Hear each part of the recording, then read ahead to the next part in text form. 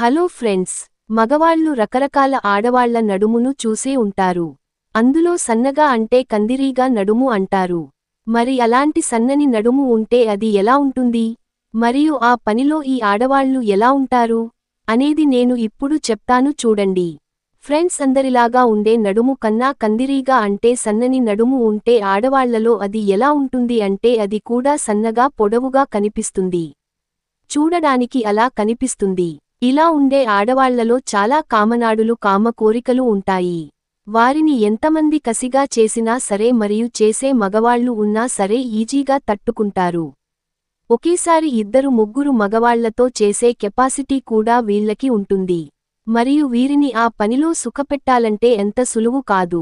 వీరిని గెలవాలి అంటే వారిపై ప్రేమ మమకారం చూపిస్తూ సరదాగా ఉంటూ ఆ పనిని చేయాలి.